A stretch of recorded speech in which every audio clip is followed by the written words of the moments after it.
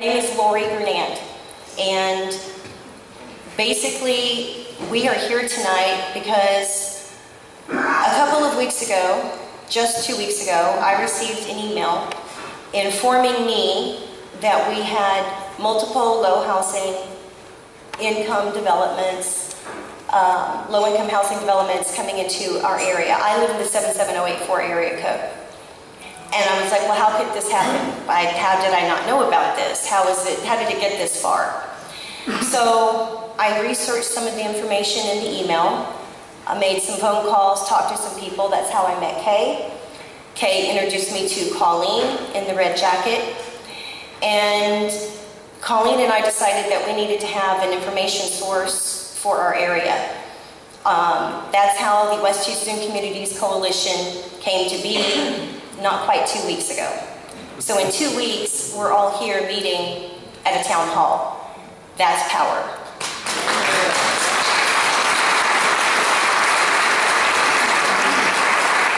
The reason we need this information is many, but we live in some of us live in a niche area. We're not quite in Katy, and we're not quite Houston.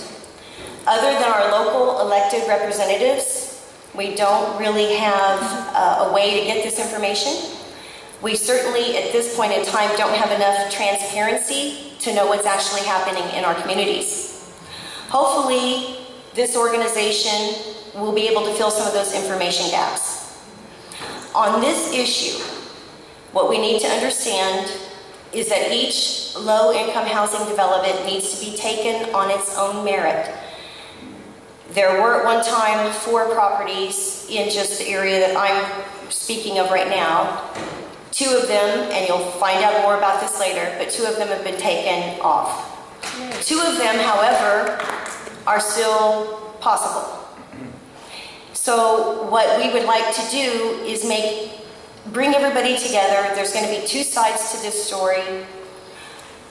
Not every housing development needs to be brought into our community, but there might be some that we can agree on.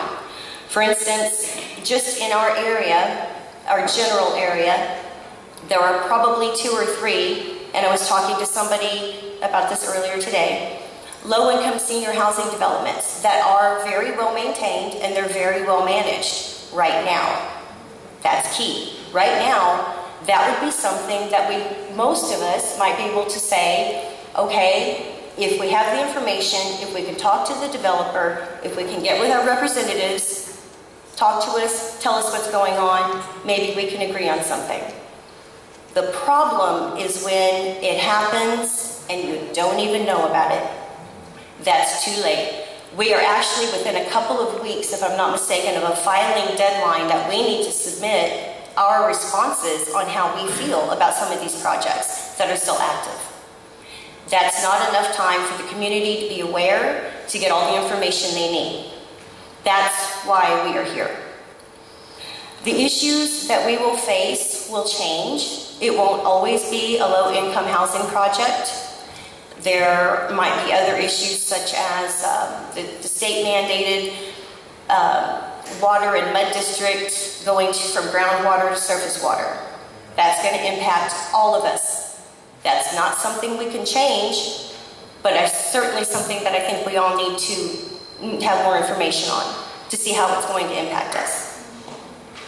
Tonight, we're going to be passing out some information, some sign-up sheets. If you want to be involved in this coalition, you can be a member and have a member role. You can have a leadership role. There's plenty to do. I have a website that needs to be updated. I do have a website developer, but it's something I kind of want to take a little bit more on my own, so we need volunteers. You can fill out your email information, your name, what you would like to do, where you think you would like to serve. We will not steal your information. We will not abuse you by sending you an email 5 times a week. If there's something you need to know, there may be a call to action. It may just be for informational purposes. We have some speakers for you tonight who took the time to be here, and we appreciate them for doing so. They will give you information that you need to know, and they will try to explain the process in the placements of the low-income housing, why we have so many that are trying to be focused on this area. Then it's your turn with a Q&A. I hope the information you received tonight is helpful to you so that you can start thinking about what you may want to ask. But remember to be respectful in your comments, questions, and your feedback. Thank you for coming, and now we're going to get started. Hi, my name is Barry Kahn, and I wear a number of hats. One, I am an LIHTC developer. I'm also on the board of the National Association of Home Builders, and we're working on fighting some of the advocates who have created some of the issues that we're talking about tonight. Several years ago, well, first of all, the Low-Income Housing Tax Credit Program was started in 1986 by the Reagan administration. And it's really been one of the most successful housing programs ever. And that's because you have private developers with professional management. It's overseen by banks who buy the tax credits. It's overseen by the state housing agency. And it's overseen by the Internal Revenue Service. So we have lots of standards that we need to meet. The Internal Revenue Service, in fact, calls Texas the toughest compliance state in the country. The lady who runs the compliance department at TWHCC, which is Texas Department of Housing and Community Affairs, is a real bear to work with. And she loves to pound her chest that she's got the best program. She also is very, very tough on all the projects that they oversee. The LIHTC program adds $1 billion of economic development to the state of Texas each year, creates jobs. According to the National Association of Home Builders, for every 100 units put up, it creates 120 jobs. Incomes can vary in the program up to the mid-40s for, say, a family of 5. Low income is a misnamed term for the program. It really should be called affordable housing. And we tried to get a change in Washington, but we can't get it past the Congress. And the reason is we have different types of economic mixes, but nowadays most of the developments are 25 to 40% market rate. I'm sure most people don't realize that. And when you're in Harris County, you know, there's no public transportation, so you're going to have an upper mix with any development in Harris County. As was noted, seniors is a very popular type development nowadays. But the program itself offers several things to neighborhoods. There's a beauty contest with an application. And a lot of the items on the application are pretty standard. You have to have a lender who underwrites it. You have to meet certain other requirements. But what's important to the people in this room is you really do have a say. There's a number of points, and it's all based on scoring. And most of these points are mandatory if you're going to get an allocation. First of all, you can get up to 9 points for community participation and the community supporting the development. So, the community gets together and they're for a development or they're against it. It can be very meaningful in the scoring process. Then the development needs to be presented to the state representative. And the state representative has a lot of say because a letter from him, if it's a positive letter, is another 8 points. And additionally, the county commissioners or the city councils that be have a lot more say because if they provide a resolution supporting a development, that could be up to 17 points. Now, if you're in the ETJ of the city of Houston, it's 8.5 points in the city and 8.5 points in the county. But the city isn't going to pass anything without a county recommendation as far as the Harris County development. So as you can see, 25, 33 points, it's going to make or break a deal. Because, most deals around 130, 140 points, maybe 150, but if you don't have those points, you're going to be dead meat. So the community has a lot of say in all these developments. There's a lot of restrictions that go with the development, and these restrictions are in place for 30 to 40 years. The developer typically has guarantees for at least 15 years to the investor that he's going to comply with all the rules that the state of Texas sets out, as well as the Internal Revenue Code.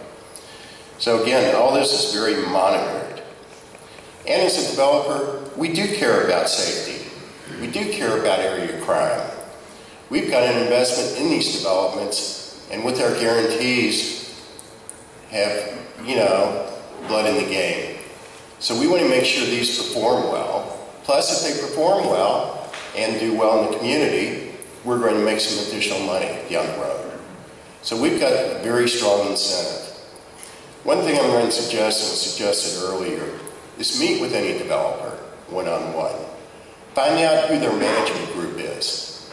Like in our case, our management group, we've got people who've been with us 35 years. They understand how to manage.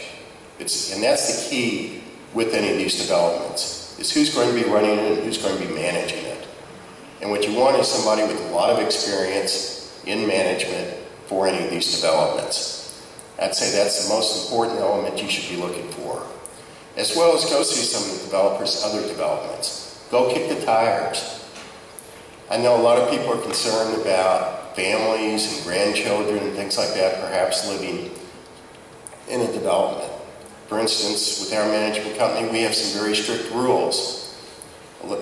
Sometimes couples, once they're over 50, do have a second spouse. So we don't allow anybody under 35, besides the person over 55, living there. We have very strict rules on children. We don't allow children to be there more than 3 days, because we have a rule that anybody who's there more than 3 days has to register, and children are not eligible residents to live there.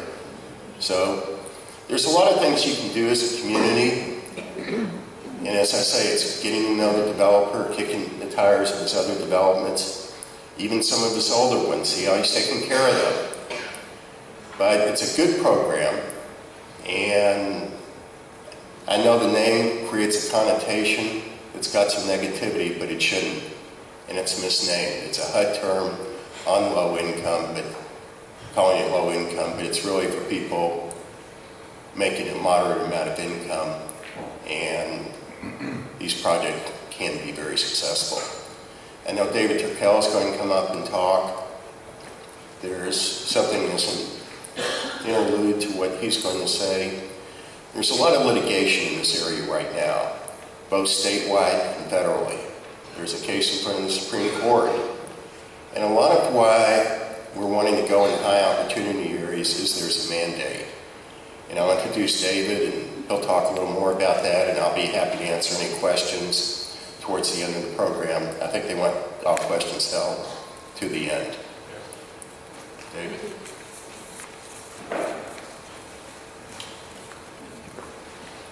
David Turkel will be speaking next. He's from the Harris County Community Services Department. He's going to talk to you about the cities and counties, how they utilize some of the annual HUD grants to provide the financing for some of these projects. And then in the recent coalition agreement between Texas HUD and the National Low Income Housing Coalition.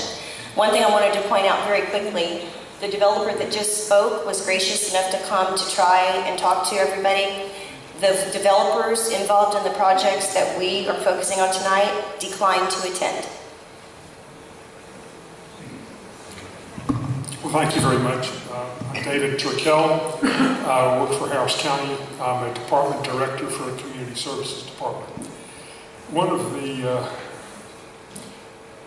areas that my department is involved in is the tax credit program. Over the years, the county has, can you hear me all right? No, sir. Some of us are older and we need you to talk into the microphone. Then the on that. Yeah, there you go. How's that? Yeah, I'm sorry. Well, if you didn't hear, I am David Turkel. I'm the Director of Harris County's Community Services Department. And we are the department that, as these applications come in for county support on these tax credit projects, are also for some county money. Usually it's HUD grant funds. They come to us first. And we vet these, we take a look at them, we try to get a sense of the community feelings about them, and the commissioners ask us, what do you recommend? So listening to a group like you is real important to us. I can tell you that most of the applications that we get for one reason or another are not recommended. The county has a very strict concentration policy where if there's already a couple of these projects in the area, if they're less than 90% occupied, we really don't need any more. So we turn those down. Also, one thing that I don't know if Mr. Kahn mentioned, but just like neighborhood support can get points, neighborhood opposition takes that number of points away. Same thing if they have opposition from your state representative, deducts points. So without support of all those entities, they don't have a chance. And if those entities actually oppose, forget it. You're not going to have a problem. Number two, multifamily versus senior projects. They're all across the county. There are a lot of people who are concerned, and rightly so, with multifamily, especially school districts. Are these going to be tax-exempt programs? Are they going to give us 1 million kids and no money to pay for them? Senior projects have turned out to be real different. With the growth of our senior population, to find senior properties, and these are great, you ought to see some of them. I should have brought photos of them. They're just about all 100% occupied across the county. And to have a place that's reasonable, and remember, these have a lot of market rate units, but a few that are below market rate can be a real blessing. So just something to keep in mind. Now, in recent years, neighborhoods like yours have seen a real influx of applications for these low-income housing projects. Why? I'm going to tell you why. A couple of years ago, a coalition of low-income housing, the Appleseed Coalition, they got together, they filed suit against the state of Texas and against HUD. And their claim was, you're allowing these low-income housing projects to go in low-income and minority neighborhoods. These are the neighborhoods that need them. So the rule now is they have to go in high opportunity areas only. That's why you're seeing so many now. You know, Precinct 1, which is Commissioner Lee, they got no applications at all this year. None.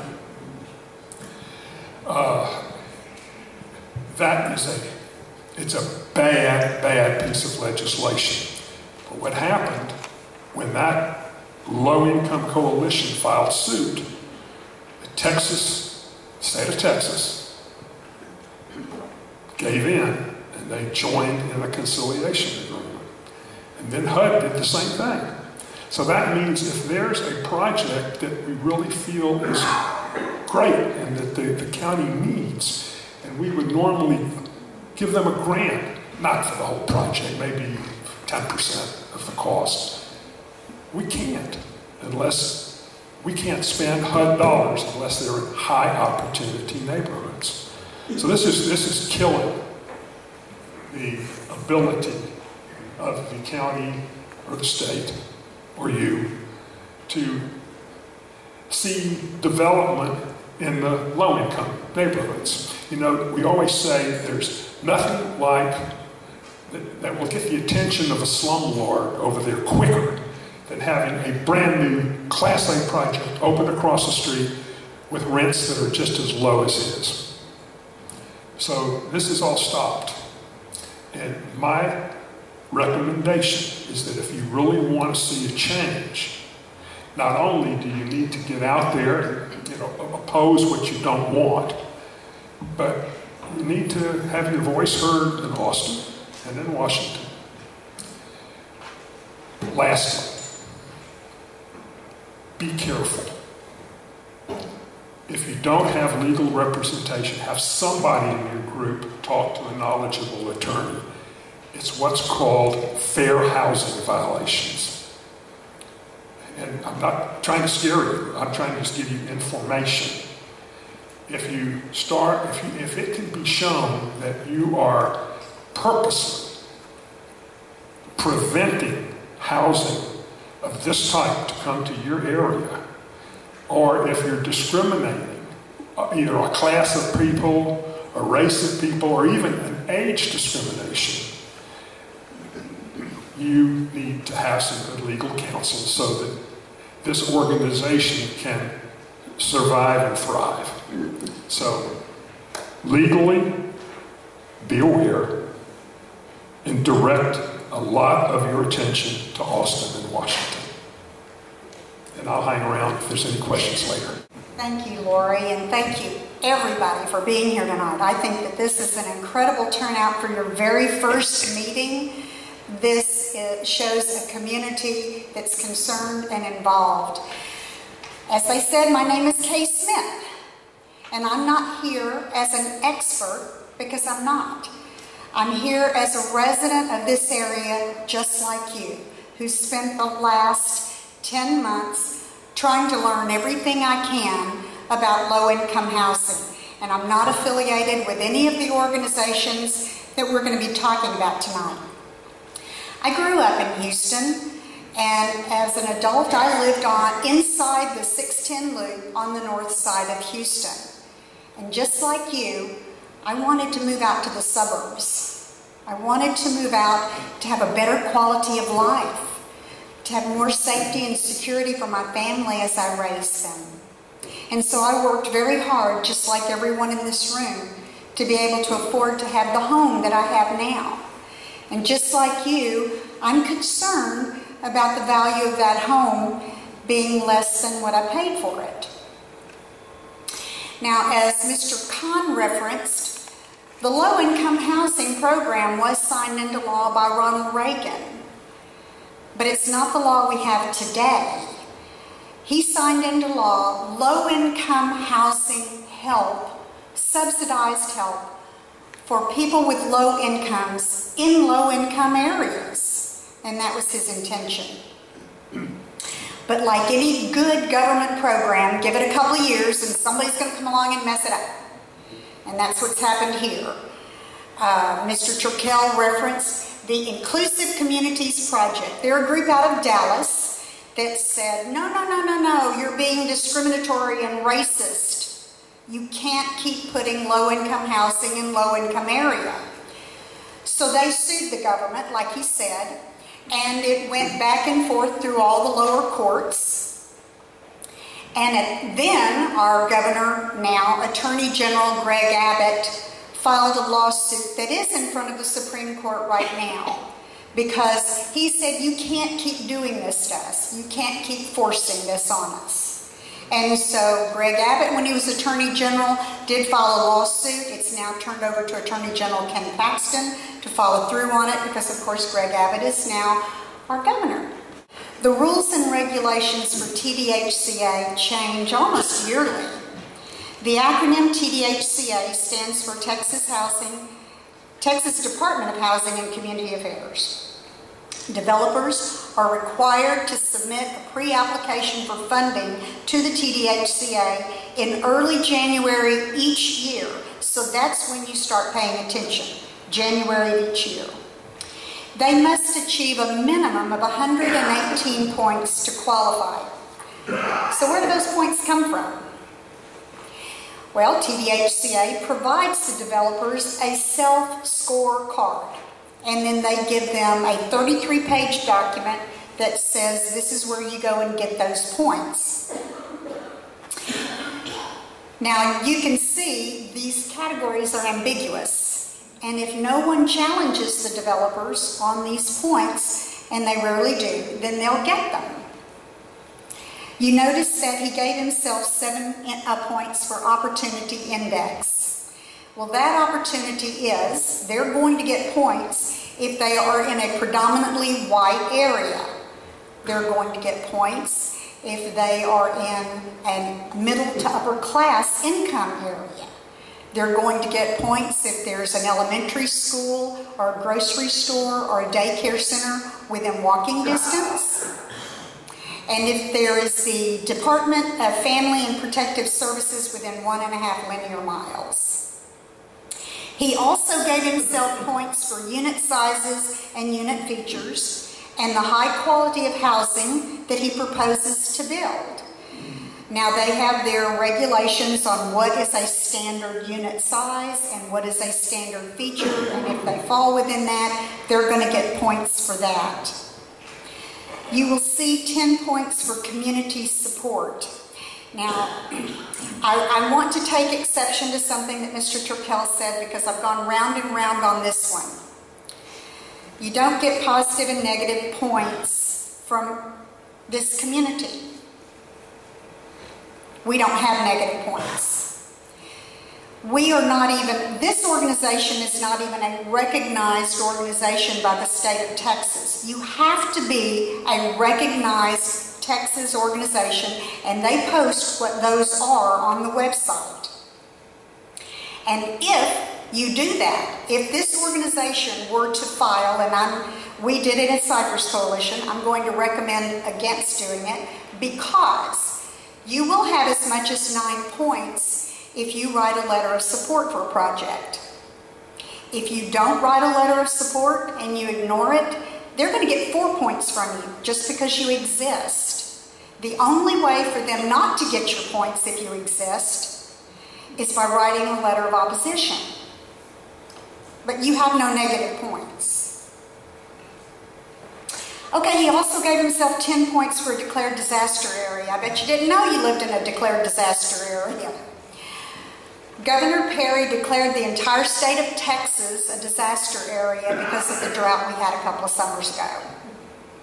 Before he left office on January 18th, Governor Perry removed Harris County out of that disaster area category. Too little too late because the pre-applications had already been filed, the developers had already taken those 10 points, and they will have the 10 points for the declared disaster area this year. Let's see. Okay, so you see this developer has 118 points required, but he needs more points. So where do these points come from? This year, TWHCA has allocated $9.7 million to Harris County for 9% housing tax credits. January, 45 applications were filed in Harris County. Each developer is seeking about $1.5 million in funding. That means that only the top 6 point getters can get funded. 9.7, $1.5 million each. The top 6 are the ones that are going to get funded.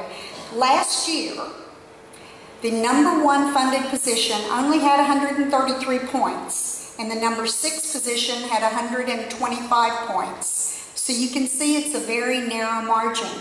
In the 83rd legislative session, our senators voted and decided that they didn't want to have their points anymore. So they voted to do away with their 12 points. They also tried to do away with the points in the House. But thankfully, our state representatives fought back and said, no, you cannot take the points away from us. You cannot take away our ability to represent our constituents. So with a lot of haggling back and forth, they lost 4 of their points, so now they only have 8 points. Our state representatives are the only one in the state that has negative points. If our state representative writes a letter in support of a development, they get the 8 points that belong to our state representative. If our state representative does not support them, either doesn't write a letter or writes a letter of no support, then they get 0 points. But if our state representatives write a letter of opposition, then that takes 8 points right off the top. But they are the only ones with negative points in our state. Only our Commissioners Court as a whole can write a letter of support or of opposition.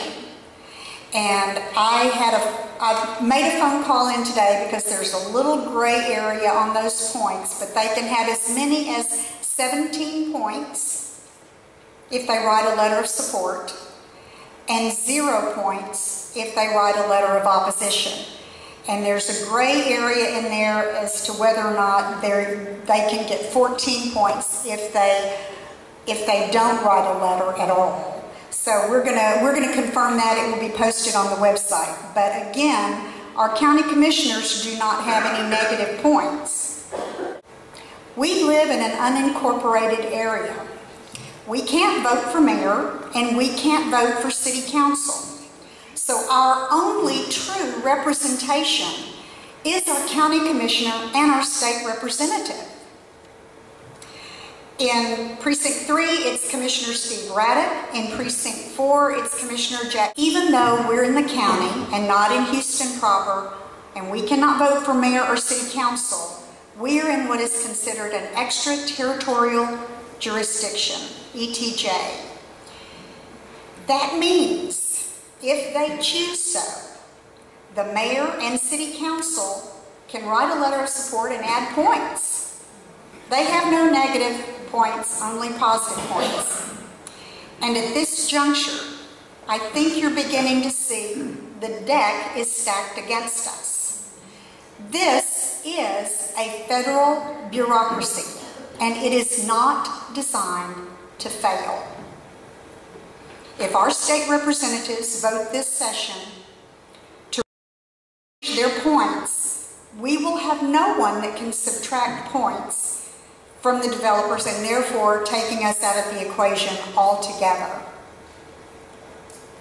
Okay, let's talk about the senior facilities. According to TWHCC rules, in order to be a recognized senior facility, the only requirement is that the leasee, that's the person that signs the lease, must be 55 years or older. Now I'm going to say, I don't think that's a senior. They also have to meet the low-income guidelines. I will send this to Lori so she can post this. This came off of HUD for what the guidelines are and the restrictions. So they also have to meet the low-income guidelines. They can have adult children live with them. They can have grandchildren live with them, cousins, friends, and there's nothing legally in place to remedy that. We are not considered by law an interested party, even though it would be in our backyard. Now, Mr. Kahn told us that in his developments that they have to be 55 and older, but, you know, to sign the lease, but, you know, the wife may be younger, and so, but what he's saying is there's nothing in writing that holds a developer to that. If they don't want to do it, if they get a development and they change their mind, there's nothing in writing holding them to that. So what can we do? You've received a handout tonight with contact information to your state representative, your county commissioner, and TWHCA. First, tell your state representatives that we need them and we want them to continue to represent us, that they are our voice in the legislature. And then your coalition needs to keep an eye on all legislation to see if somebody actually does file a bill this session to do away with their points. Need to stay on top of that. Let your commissioners know that we need them to avoid remaining neutral whenever possible and make sure that they send a letter of opposition before deadlines, because a letter received after the deadline is the same as positive points. Stay involved in your neighborhood coalition. The West Houston Communities Coalition will keep you updated on the website. They'll also send you emails if there's something you need to know. Write, call, and email TWHCA. You've got that on your handout. With your opposition to a development. As I said earlier, you don't have points, but why is it important that they hear from you? They're required to keep a record of every phone call, every email, and every letter that they receive, pro or con, to a development. And that comes into play in that 1 to 6 position. There might be a tie for that 6th position. So they have to determine who's going to get that 6th position. If you've got more than one person that all have the same number of points, how are you going to determine who is going to get that 6th position? They're going to look in the file and they're going to say, well, this developer, we've got 20,000 phone calls, emails, and letters in opposition to this development. This guy's only got 500. Hey, he's got community support. So he will get that coveted 6th position, and that's why it's important that you write those letters, send those emails, and make those phone calls, because you can affect the position that way. When you write or call TDHC, you write a letter, you call them, I want you to remember it's very important that you care about your property values, but they don't. Your property value doesn't mean anything to the greater good of the whole, because all they're looking at is the greater good of the whole. So if you call and say, well, it's going to bring my property value down, file 13. You're ignored. It's not important. It's not a valid reason. You care about your family's safety and security. They don't. It's not a valid reason. It's the greater good, and your safety and the safety of your family doesn't mean anything to the greater good of the whole. So don't talk about security and crime, and don't talk about your property values. Those are big no-nos. So what is a valid position to take? Now I have this picture up here for one reason and one reason only. This is a low-income housing project right at 290 and Telge. Y'all know where the hospital is? Right behind the hospital. And you can't tell it, but you see that top line? See that top line? The hospital had to construct a net that goes from the ground up to that top line. Because for sport, the people that lived in that project would open up their windows or get on their balconies and chunk rocks onto the cars in the hospital parking lot to see how many windshields they could break out, how many headlamps they could break out. But we can't talk about this. So what is a valid position to take?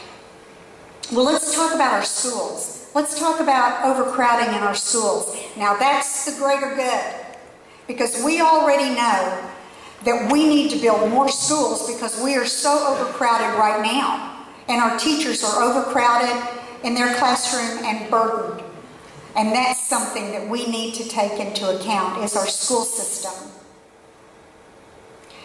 How about our emergency services, our fire department, and our ambulances? We only have a limited number in this area, and we only have so much personnel, and the infrastructure of our emergency services cannot continue to support these dense populations going in to a single area. And what about our sheriffs and our constables? We have had increased crime in this area. I can't tell you, it's so disheartening to see how many times this area is on the news with more crime in this area. But the crime rate has gone up in this area, and again, the infrastructure of our police department out here cannot serve such a dense population increase. We already have a diverse community. You don't believe it? Go to the schools and look at our community in the school. We are very diverse out here. We are not racist, and we're not discriminating against people. We would welcome people into our community in open arms. But we want them to be a part of our community, not set apart from the community. And we also do not have sufficient public transportation. Contact your MUD district. If the land has not already been annexed for water and sewer, attend your local MUD board meeting and ask them not to annex the property. If a developer is unable to secure the proper building permits needed to build their project, then they will drop out. So let's say you've got 6 here, and one of those can't get the permits he needs to build. He drops out, and the guy that's in number 7 moves up to number 6. I mean, that money's not going to go to waste. Something's going to be built with it, but this guy drops out. I've had people say that they're not opposed to senior housing, and neither am I if it's truly senior housing. You see the very bottom one, LURA, stands for Land Use Restricted Agreement. The developers will tell you that TWHCA has a LURA on all of its properties, but it's not restrictive. It's not restrictive enough. So what we're asking is we're asking the developers, instead of going out, finding the land, putting a contract on the land, then telling the elected officials that they're going to build, and then filing, that they come to us first, talk to the community first, and let's talk about what the community needs. And I would say that the first thing we want is we want only local developers. I don't want people coming from California to build here, because if something goes wrong, they're back in California. I don't want people from Kentucky or Tennessee or Illinois building here. Let's talk to local developers. What's wrong with that? And then ask them to make strong verbiage in the contract between the property owner and the property buyer. Because by law, those are the only 2 interested parties. It has to come from the seller to the buyer. And have them put that restrictive verbiage in there, raising it to 62 years of age. And that you have to be 62 years of age and older to live in this project, and you cannot have children or grandchildren or cousins or anybody else living with you. And if that's in there, that goes with the land. That is a contract on the land. It's a restrictive covenant. And that's what we want. We want the developers to work with us. We're not unreasonable. We just want to be included in the process. And that's what we're asking, to communicate with us first. Okay, I won't go through the rest of it. You're important because you're here and you do make a difference. I love you. Thank you for being here tonight, and thank you for letting me speak. The yellow handout, I'm a retired teacher, so you have to have a handout. What I found in the last, as Lori said, this happened in the last 2 weeks. And I've tried to find updated information, and it is really hard. The county tells you one thing, the state tells you something else, your legislative office tells you something else. It's insane. So what I did is gave you the link to where you can go to where the state, the people that actually are issuing the money, where you can go and get what they say is updated information. And I think it was March the 6th when they updated that. But 2 of them that are near us are out of the running. I use the word withdrawn, and I think somebody said that's the wrong word. There's a different term for it. To me, it's withdrawn. It's something that's not in the running right now. The other 2 are, it depends on who you talk to. The county says they're probably not going to get funded. When I talked to the developer, I gave you the quote of what the developer told me. The first one said, we did not receive support from the local officials, so we do not see a need to make a presentation at the town hall meeting. That's what the developer said. The second one, the developer quote, it's up in the air. not supported by Representative Elkins or Commissioner Cagle. But he didn't say we're out of the running, we weren't pulling out. Neither one said it was over. I'm not exactly sure where you get exact up-to-date information, but this is what the state told me, these two are still active. What you can do is your homeowner association can register with the state as a QCP, a qualifiable community participant. You might not qualify, but you can register with them and get the HOA lawyer to read it and see if you do qualify. If they're going to be building within your boundaries, then you are supposed to be contacted and actually have a say. And when I looked online, the list of actual homeowner association that had done that was really short. It was less than 1 page for this year. I believe you have to update it every single year. But then they're supposed to come to you and you're supposed to have a say in it because it's within the boundaries of where your homeowner association operates. The other thing you can do is you can sign up, and I gave you the link. You can sign up with your email address and put in the zip codes that you're interested in, and come January when there are going to be new applications, if there's one in your zip code, then you will get an email about it. So you have time to actually look at it, and we can all learn about it, and that's why we have this organization now. Hopefully we'll know about it ahead of time, because the developer would have come to us first. One of them already asked, can we come and talk to you in maybe May, so that we're ready for January instead of trying to play catch-up, which sounds great to me. Both people I talk to, they just want to know ahead of time, and they want to have a say and decide if we're going to have one of these, where it's going to go and where it actually would fit best in our community. If you do want to participate, which I'm an advocate, so I think all of us need to participate in our government. If you're going to write a letter, you can send an email, you can go and testify at hearings, but you can also meet with your officials. They were nice enough to come tonight, so you can talk to them here, meet them in their offices, but talk to them about what your concerns are. Don't just assume they know. They talk to people from all over their district, so you need to let them know what you think, and let your other friends and neighbors come with you so that they really feel the power of your voice.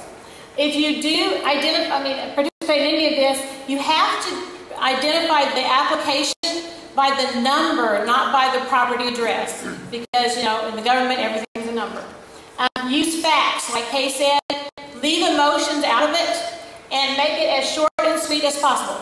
1 page is best. And if you have facts, you can always attach them to it if you've got some kind of statistics or whatever to attach. But if they get a 6 or 7 page letter, it does not mean any more than a 1 page letter. So just make it short and sweet. And always remain respectful. If you are going to publicly testify, they usually have a time limit of 1 minute, 2 minutes, 3 minutes. Don't take it personally if you get off topic and they just have to cut you off. Their little buzzer will go off. They have hundreds of people that want to speak, and you've got to stick to your time limit. So practice ahead of time and stick to your script. Another thing that a lot of people get upset about is they don't understand the open meetings law. By law, a board or a commission cannot discuss something in that meeting that is not on the official agenda. So if you go to a meeting and you want to bring this up, a lot of people take it personally and they're upset because the board would not discuss it that night. They can't because it was not on the agenda. If it's something that you really care about, call it ahead of time and have it put on the agenda. And then that way you know that they can discuss it and you'll actually get to hear the open discussion. Another thing that you can do is you can go to a website that I gave you there, and you can keep up with what's going on in the Texas legislature. If you've never done it before, it can get really confusing. So that's something that we will have on our website. We'll be watching for any bills that come up that relate to this.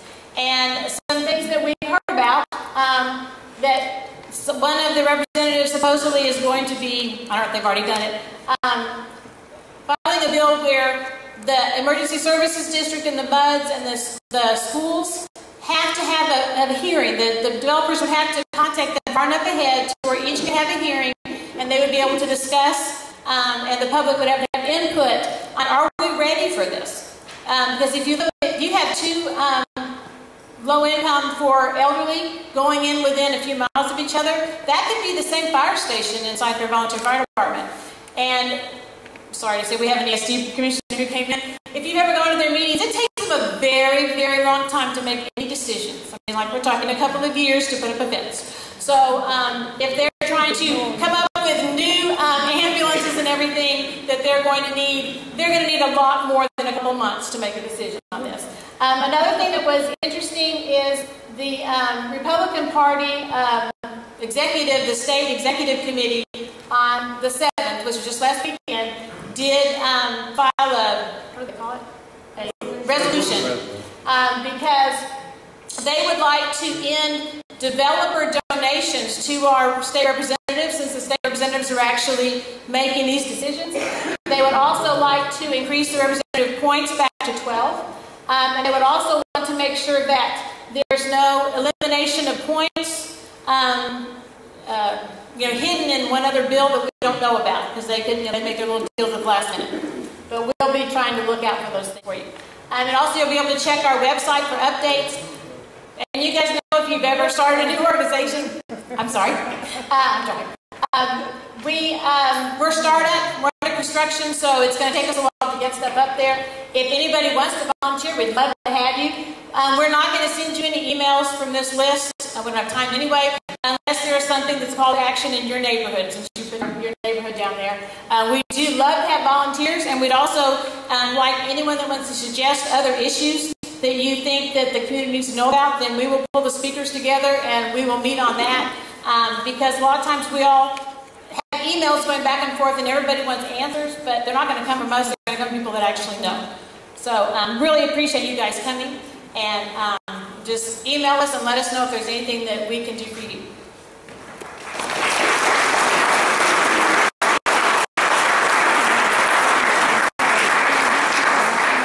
As far as I know tonight, before we get to your Q&A, we have one more speaker. Colleen, is that it? Representative Bohack is the last speaker. Okay. One thing before I introduced Representative Bohack is that I don't know if you noticed, but on that one slide that Kay was showing, there was only a 1-point difference, 128, and that Clay Road in St. Williams was at 127. They only need one more point. Okay? If somebody gets bumped out or they get one more point, they're in the running for the funding. So that's a big deal. Right now, Representative Bohack, he wants to speak with you tonight, and I think it's really good to have somebody, your local representative, who is involved with the point system, be here to talk to you. And then after that, is he the last speaker? Representative Elkins? He is going to speak, okay? I did not know that. Okay. Then after that, Representative Elkins is going to speak. And then we'll get to that Q&A as soon as we can. Thank you.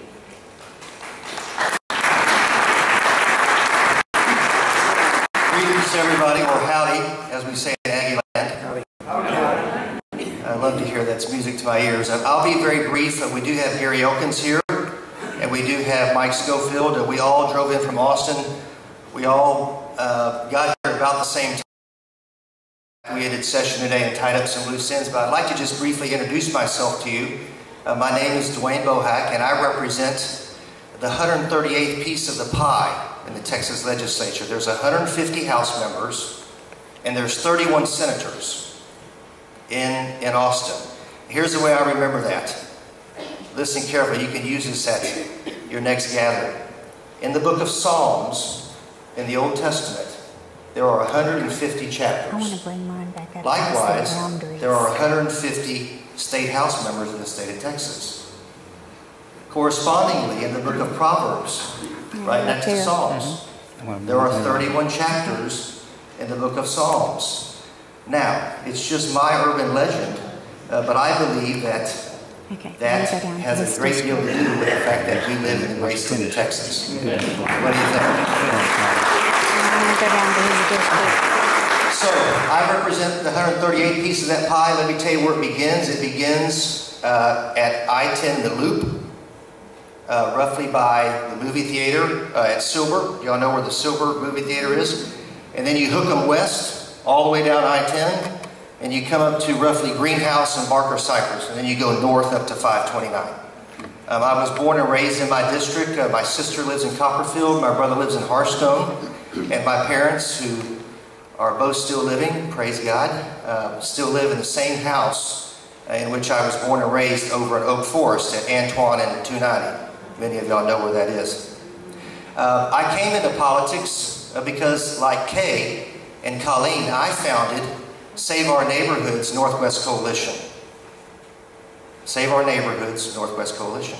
And we were a coalition of about 13 neighborhoods that fought against sexually oriented businesses, problem apartments, and flooding issues, which is typically what happens as communities age. That's what happens.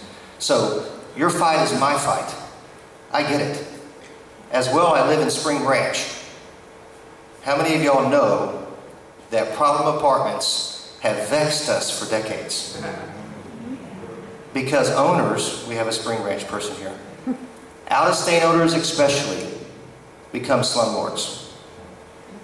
And because they don't invest in their property, they cost shift to the community. They shift their problem by refusing to invest. Does that make sense? So, what am I saying? I'm saying in general, with regard to tax credit apartments, I start out at no. In general. The developer is required by law to reach out to us, and oftentimes they come by and visit with us, and we give them that opportunity. They have to present to me community support and a meritorious development. In other words, there has to be a need, an inventory need for that price product. If that price product is already there, like in Spring Branch and Bear Creek and other areas, why in the world do we need government subsidizing it? If we don't subsidize H-E-B and Macy's and other retail ventures and so forth, why in the world are we subsidizing private enterprises? That's where I begin.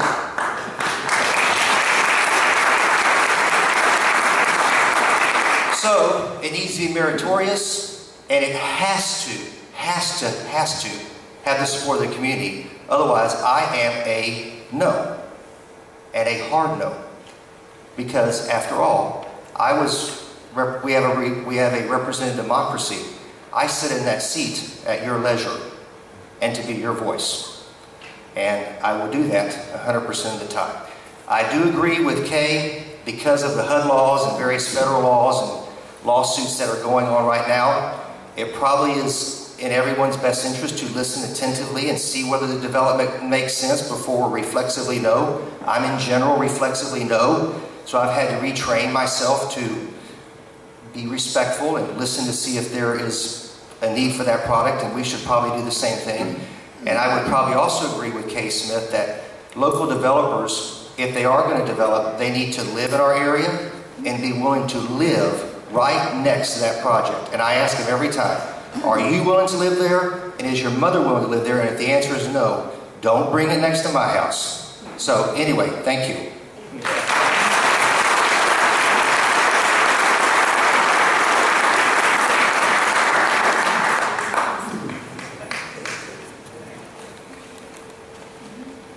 And now I believe it's going to be Gary Elkins, Representative Elkins. Representative Gary Elkins. He's going to speak to you next.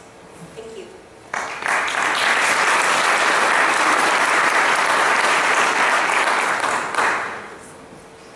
Hello, thank you. I'm Gary Elkins. I'm a state representative from District 135, which I think I'm in District 135. This is right on the edge, so if I'm not mine, it's either Michael Schofield's or Dwayne's district. And I don't know if Michael got introduced. Michael, stand up. Michael is one of the newest members of the Texas legislature. He just got elected last year and just took the oath of office in January. And for those of you that really don't pay attention or follow, in Texas we only meet every 2 years. So we meet in odd-numbered years, so this is the odd-numbered year. It began on January 13th and will end on, I think, on June the 1st. So it's a limited session. And beginning Monday, we'll actually begin passing bills. The first bill will actually hit the floor on Monday. Our wise founding fathers, when they did the Constitution back in the 1800s, they wanted a very limited government. And so they wanted us to only meet for 140 days every 2 years. And then they put in the Constitution that we could not pass a law in the first 60 days. So the first 60 days, all we can do is just have meetings and introduce bills. And actually tomorrow is the last day that a bill can be introduced. By the way, I don't know if Betty Avery was introduced. Betty Avery is with the emergency system here. What's her number, Betty? 9, Emergency Service District 9. Okay, I know that y'all are here to talk about affordable housing, and I'll just tell you what my position is. I will not write a letter of support for a housing project. But I try not to write, and I try not to write a letter of opposition unless there's a reason to oppose them and there's an outcry from the community. And kind of following on, I think that it's very important that you all, I know that tonight I appreciate the atmosphere here and that the education that you've come to be educated on this project. I believe that it's very important that we are judicial in our opposition to these projects. If we just take a position that we're going to oppose every affordable housing project, then we're going to be out of the picture and our voice will be eliminated because the federal government and the courts will get involved and they will say that you're acting in a discriminatory manner. And then when they get involved, they'll say the system that you have now is not working because we're not able to put the projects where they want to go. So I want you to think about this before you ask me to write a letter of opposition. I'm willing to do that. And I will do that, and I have about 2 weeks before the deadline of when this particular project on Greenhouse in West Little York has to be opposed. But I do want to say, please think about it. I've driven by the area. My wife and I came out here Sunday afternoon after church and drove by the area and looked at it. And I really, this is my first time to represent this area, so I don't know a lot of you folks, so I haven't had the opportunity to meet you. And I really don't know all the neighborhoods that well, but I looked at it, I didn't see where the problem would be. And so one of the things is that people that are opposed to the project need to live within 500 to 1,000 feet of that project. If you live further away than that, then your voice, really the law is 400 feet. So if you're not within 400 feet of that project, you're kind of getting, beyond your really area to oppose. So my position is kind of 1,000 feet, which is about a quarter of a mile away. If you're in that area, then I'd like to hear from you if you have a problem with it. And so anyway, that's my position. I may have only written one letter in my 21 years of service to support a seniors project. But I'll just tell you, I'll tell the developers when they come in, I will not write a letter supporting your project, and I'll do my best not to oppose you. But if the community is opposed to you, then I will write a letter of opposition. And so that's where I'm at tonight. But I do want you to think before you call me and ask me to write that letter. Go look at that area right there on West Little York in Greenhouse Road.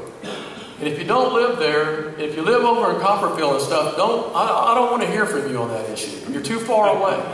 I want to hear from the people that are immediately around the area because those are the ones that are affected. And so that's where we're at. And if you're immediately around that area, I want to hear from you. And if you're opposed to it, then we'll write a letter of opposition. So thank you for your time and thank you for your kindness and your courteousness. And I look forward to hearing from you. Thank you and God bless you.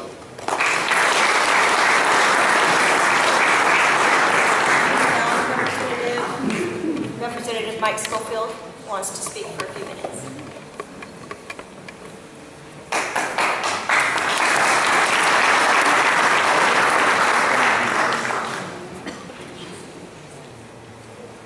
Hell, I'm new because I didn't spell my name. But if you're wondering if you live in my district, that's my district map. And you see we actually are in Gary's district. It's easy to tell if you live on the west side, it's the county line. If you live on the north side, it's 290. That's kind of easy. You're in farm country to the north. But on the east side is where it starts to look like a key, and it's kind of difficult for some people to tell if you live in the district. Now, in some places way down south, it's Fry Road. In some places, it's Greenhouse. As you go up north of right at the Berry Center, it's Barker Cypress. So that's sort of our area, and west of there. So it's Harris County, Katy, and a piece of Barker Cypress. You'll also note, and I'll point it out on the map, all of the maps you get from the state still don't have the completed section of 99 done. And I'll show it to you here. It's this section here. It goes from here, and it goes exactly to the north, to the top of my district. And I refer to it as the Bill Caligari Memorial Highway because it was entirely in Bill's district. And what I tell people when as soon as you get elected, suddenly you have a lot of new friends. They didn't love you before, but they love you now. And they want to come into the district and say, oh, we want to talk to you about whatever our issue is from some statewide organization. And I would say, well, when you do come in, and I live at the bottom of the district, I live on Mason Road, and I would say, well, come down 99, because you'll come down 99 through Cypress and into Katy, and you'll see cows and grass. And I said, in 5 years, you're not going to see any of that. And so it is very important to people that live in our area how this gets developed. And it is if you have put your life savings into your home, it is beyond vitally important to you that the development is prudent and thoughtful and doesn't turn your neighborhood into something that you don't want to live in. And so that's what I said. The one thing I always tell them is go down that area. And you say, well, how can I affect this? Well, you learned today some very specifics. The housing law is very specific about the things you can do. But in every area, from housing to taxes to education to anything you care about, the number one step is that old saying, 90% of life is just showing up. Just by being here tonight and sticking with it, because the other 10% is staying showing up.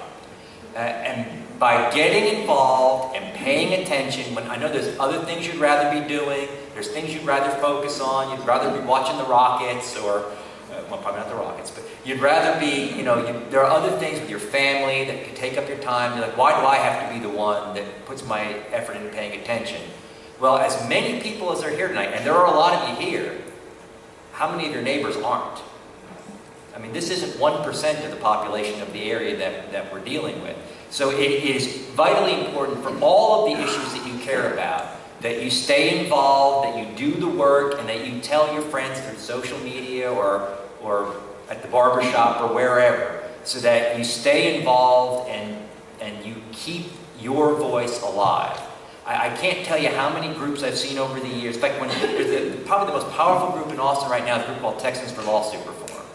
And when they first started in 1995, Bob Bullock was the lieutenant governor, and they sat down with him, and he said, your bills, and they had 9 bills they wanted to pass. And they said, your bills sound great, and you probably won't get any of them passed your first time through, and I'll tell you what, all of the folks here who don't like your bills expect you're going to give it one big shot, and then you're going to get tired and go home and we'll never hear from you again. Well, as it turns out, this group was a little more effective than they thought, and they did a lot of grassroots work. And they had people like me that would go to groups like this and talk and get people to sign up, and they would send them notice. And all of a sudden, there was grassroots involved. Now, the senators and the House members were getting their phones lit up whenever there was going to be a bill come up. Now, that was different. Now, all of a sudden, they got their attention. Of the 9 bills that they proposed that session, they got 7 of them passed. And not only did they not go home and get tired and give up, but today they're probably the most powerful of all the lobby groups in Austin. And so I can't recommend strongly enough that you don't just come out this one time and say, well, I did my bit and give it a rest. You stay involved, you continually monitor what's going on in this issue and other issues that are important to you. You keep up on us, you have our contact information. We're going to be opening our district office. For those of you who live in my district, our district office is going to be where Caligari's was, in the HCC building, which is basically just off Park Row at Fry. And we're there most of the time. My district director's in Austin today, but usually is in the office. But keep on your representatives, keep up on the internet, find out what's going on, and stay active, because your voice is all you've got. Thank you, and thanks for coming out.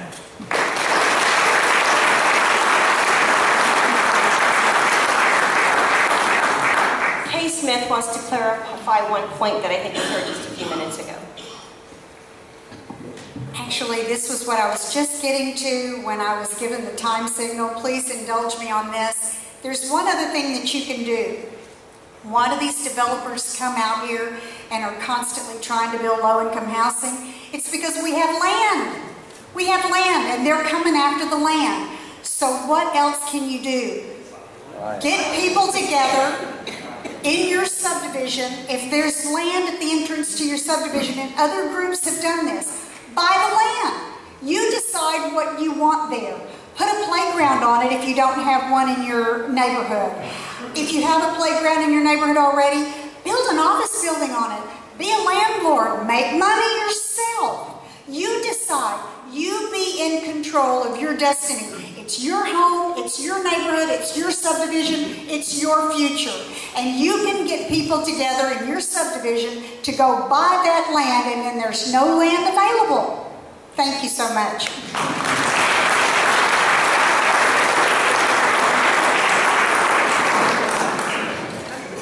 Okay, I think we're ready to start the Q&A now, right? So if anybody wants to, we're going to have to use the microphone, come up here. What are we going to do? I think if they can loud enough, but whoever, they need to tell us who they're addressing the question to. Okay.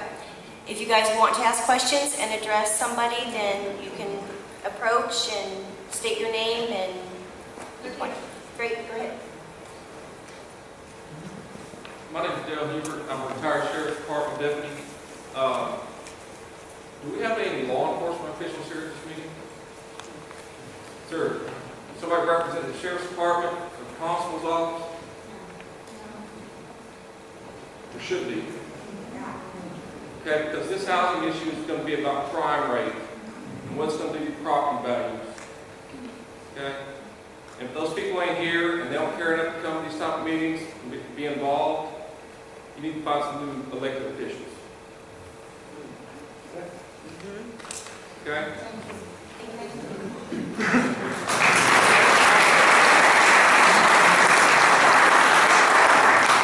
Anybody else have a question? Go ahead. Yeah, I'm Clint Moore. I'm the author of the State Republican Executive Committee resolution and the Harris County Republican Party Executive Committee resolution that is trying to deal with this problem. And one of the reasons that I got so involved, I've been very... You might want to come up front. People are having a hard time. Can you hear me? No, not everybody can. More than welcome to use my phone.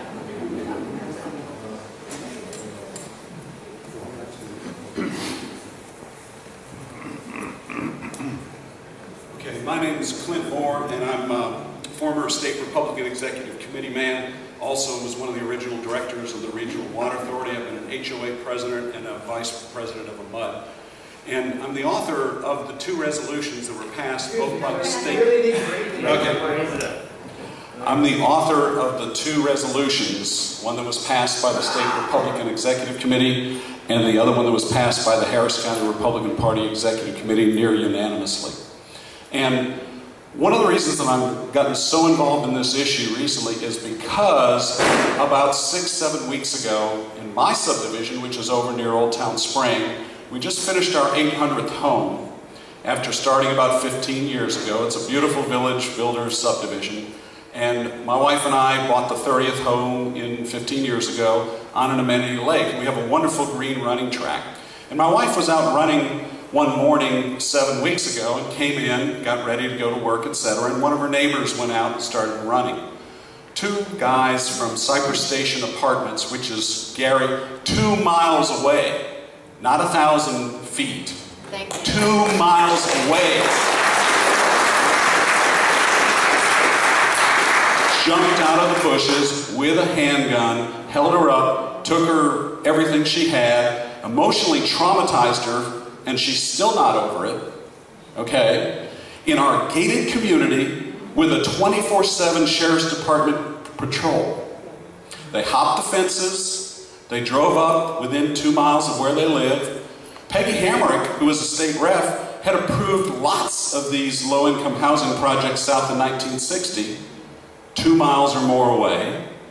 And consequently, I would maintain that these projects definitely impact the subdivisions more than 2 miles away because my neighborhood just got affected 7 weeks ago. Thank you very much.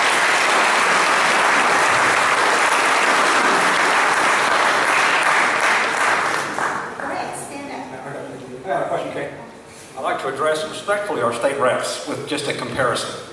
When I've been really proud of you and when I worry about you. I was really proud of the governor and the legislature when the federal government came and dangled billions of dollars if Texas would adopt the Common Core curriculum. And like true independent Texas, we said, hell no. Keep your money. You all stood with the governor on that. Now we've got another federal program, dangling tax credits, forcing us to follow their rules on where they're going to put what kind of buildings. I would like you guys to go back and spread the spirit of Texas. And let's say hell no. Let's end the program and dare them to come here. We've got as good courts as they do. Please think about it.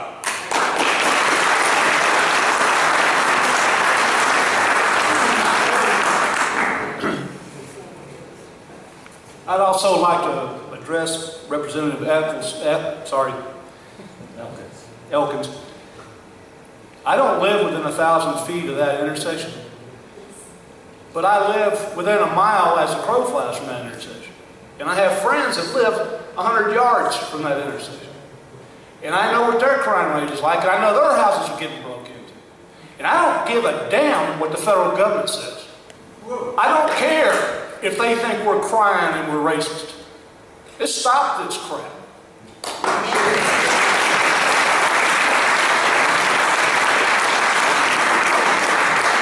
My name is Dan Hensler. I'm a resident of Deerfield Village. And my question is for Mr. Kahn. Now, correct me if I'm wrong, but I think part of your talk was how beneficial this will be to our neighborhood. I'm wondering, sir, with all respect, where do you live and where's the closest one to your house?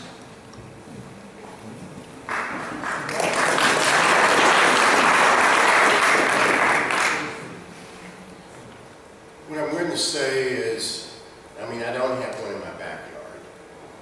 Can't hear you, Mike. I said I don't have a development in my backyard. We do have some developments not far away. And where I was referring to a benefit is, I'm sure a lot of the people in this room have parents who may not live near them, but they would like for them to live near them. Or you may be a lot of families need family support. Making $45,000 a year is not a large sum. We all have young kids when they start out. They don't make a lot of money. They get married, the wife stays home, the husband works, and the grandparents want them to live nearby. They want to be able to see their grandchildren. Just because of people's incomes doesn't make them bad residents. We have crime throughout the city of Houston. There's crime in River Oaks, there's crime in Memorial, there's crime in the museum area, there's crime in West U. I mean, you're going to stop crime. You're not building there either. You're not building there either. Well, but the point is they do have crime. No, sir. I'm sorry to interrupt you. The point is that none of these are being built down there for whatever reason. Well, and you don't have one near your house. I don't know if the other representatives have them near their houses. But we're talking about a stone's throw from my house. And if you're telling me that low-income housing, not elderly housing, but low-income housing is not going to affect our crime rate, I've got to laugh at you. Well, elderly housing can be low-income housing. It's an income element. And it's very important, as I mentioned earlier, that you have good management on the property. And that's what the difference is. If you let anybody in the property, or it was mentioned there was out-of-state landlords. We were trying to get through TWHCC that for the tax credit program, you had to live in the state. They wouldn't do it. Our elected representatives can make that a law. But when you have good local management who's been around, they're watching out for those types of things. As an investor, as well as a developer, because I've got my money in these things too. I don't want criminals. We screen against criminals. We do criminal checks on everybody who moves in, and as well as credit checks. Even the ones where they throw rocks down on cars, that was probably pretty good as well. Well, I don't know about that, and that wasn't our company, fortunately. It needs to be known. It needs to be addressed.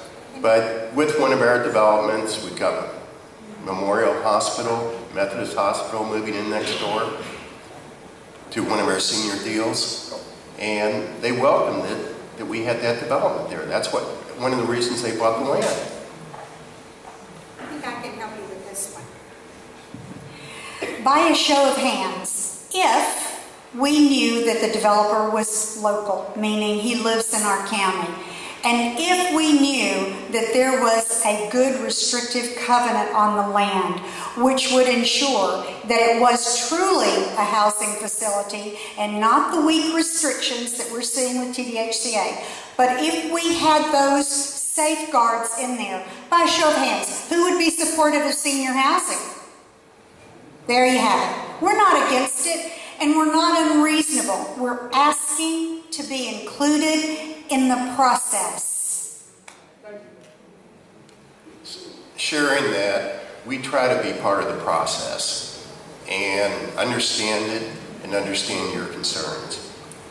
A person's home is probably their largest investment, and we want people to be safe. We hate crime, and we're against it. We want to do everything we can to keep crime from occurring in the neighborhoods where we exist.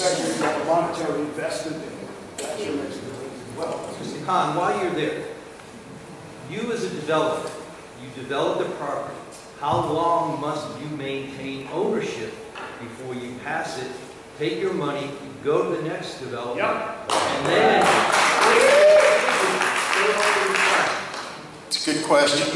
We're obligated to be involved at least 15 years, if not longer. The restrictions are there for 30 to 40 years. And at the end of 15 years, you say, take your money. Well, it's hard to, there's restrictions that you can't really sell it for more than the mortgage. So there is not an incentive then to take one's money necessarily. I mean, it's a very, very tough, restrictive program. I've been doing this for 20 plus years. It's got a lot of benefits. It gives me a lot of good when a child can move in and have quality housing.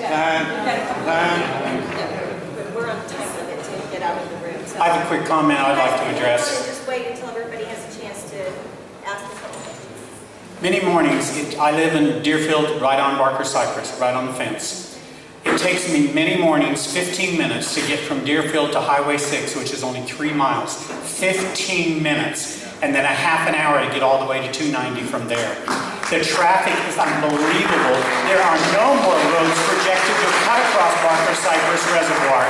What is a high-density housing development in that corner going to do to our already overstrained traffic? Thank you.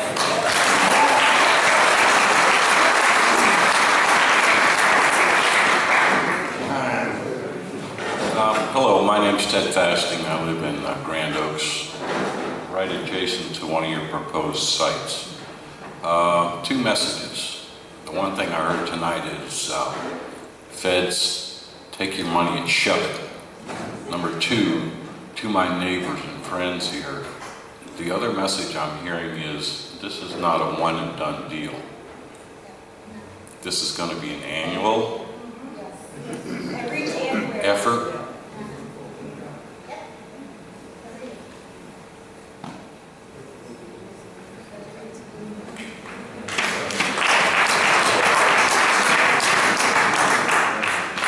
Excuse me, y'all can please take your chairs with you as we leave. Thank you. We're not telling you to leave. We're just telling you to put your chairs up when you do. Mr. Khan, you had mentioned that there's crime in River Oaks, Westview, and there is. But as this gentleman here said, those complexes are not being built down there. They're coming from outside. And I looked at the map today around Houston where all these Section 8 housing is, the affordable housing. They're all at very high crime rates, and I don't care if they're elderly or family. Has anybody heard of Haverstock Hill? That's a Section 8 complex. That's low income. And it's so bad that last year, the city of Houston designated it as a gang zone. And that's the way every complex is that's low-income housing. And they may look nice now, but give them a few years, and it's going to be the same as Haverstock Hill, where they've got calls once a day. And years ago, I used to work for a company where, commercial real estate. I was down in a shopping center, Wood Fair in Bissonnette, if anybody knows where that is. We didn't need police protection down there. The cops were there to arrest the people that lived in Section 8 housing, which every complex behind there was. And they were there. If I was there for an hour, there were 3 cops every time I was there arresting people. And that's what it's going to bring out here. And there's no guarantee that because they say elderly that they're not going to have the criminal activity out there either, because it will happen.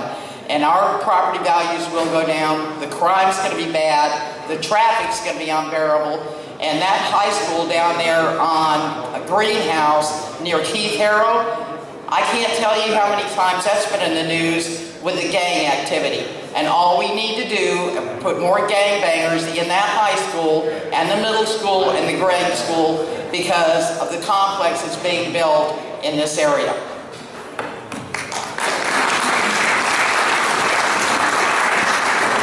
Sorry that we felt like we had to speed this up, but we had the facility till the meeting was supposed to be over at 8:30. We have to be out of here by 9. One thing I do want to ask all of you who can still hear me: you came, you spoke, you heard. Don't lose that passion. Don't lose whatever motivated you to come here. Okay. We're going to do the best we can to get the website updated and keep it updated. We're 2 people right now, 2, myself and Colleen.